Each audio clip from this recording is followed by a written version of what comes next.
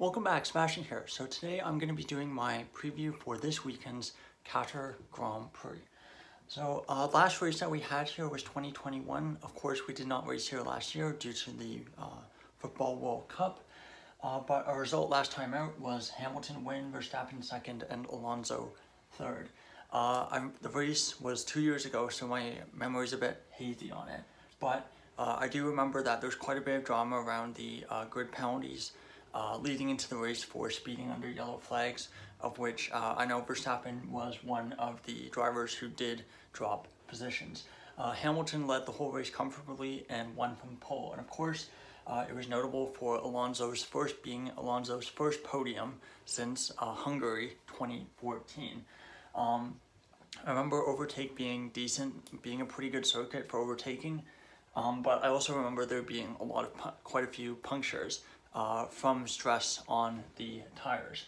And as a result, speaking of tires, Pirelli have opted to bring the three hardest tires in the Pirelli range this weekend. So the hard C1, medium C2, and the soft C3, which is kind of what I would expect for this circuit given the characteristics of the track. So looking at the track, 16 corners in total, a lot of high-speed corners through Sector 1.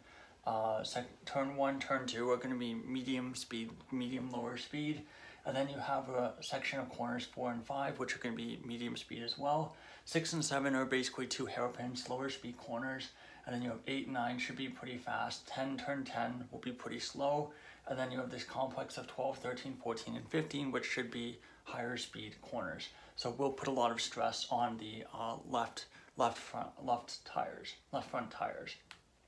Turn 16 after a short straight is another longish, slow, medium speed corner. So overall, I think there's going to be a lot of long speed corners in total. Reminds me a bit of Spain and a bit of Silverstone.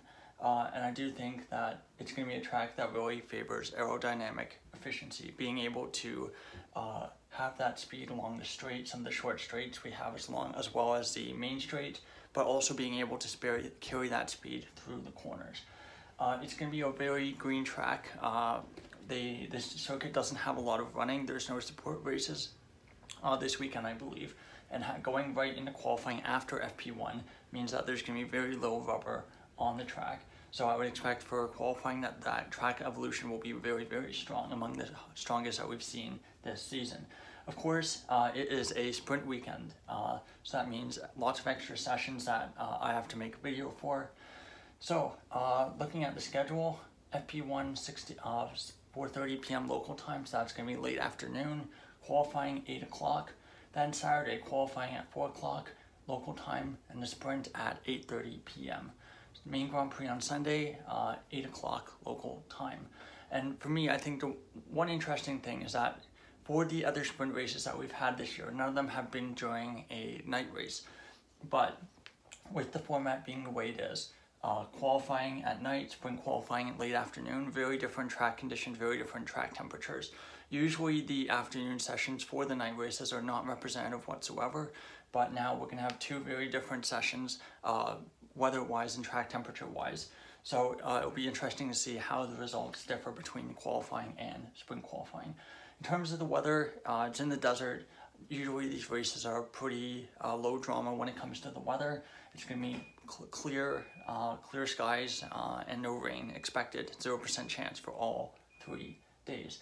The other thing I was curious about is, of course, punctures, given that we did have quite a few. Last time I remember Bottas got a puncture and had to pit, and he dropped quite a few positions towards the end of the race. So that's definitely something to think about for this weekend. Now, for predictions for this weekend, I think, realistically, predicting a winner is pretty easy, like it has been at most races this season, and that I think will be likely be Max Verstappen. Now, founder of the podium, Sergio Perez, would normally be a pretty logical answer. He's had a pretty poor form of late, especially Japanese Grand Prix, and I don't think that this track really suits him. It's not a track that has a lot of low traction, rear limited corners, so I do think that he will struggle a bit here. That being said, I think on the back of their performance last time out, I do think that Lando Norris does have a great shot at a podium. For P3, I'm not really sure who to go with here. I think I'm going to go with Lewis Hamilton because I feel like he has not had a podium for quite a while. Obviously, I think he's had a very good year, beaten George Russell quite comfortably. And I do think at some point Mercedes will get their setup right for one of these tracks. Of course, I think the Ferraris might be in the mix. They did a lot better in Japan than I thought they would. So of course it's possible that they come up here and they're pretty decent as well. But of course, with only one FP1 session, if you get the setup wrong, like we saw at Belgium, although Belgium there was a lot of weather involved there as well, but with only one FP1 session, you get it wrong, you're going to be hampered quite a bit through that whole weekend. So that's my preview for the Qatar Grand Prix. Should be an exciting weekend. Will be very, very tough on me sleep-wise, as pretty much all of these sessions are going to be middle of the night for me. So that's all for today's video. Thank you so much for watching, and goodbye.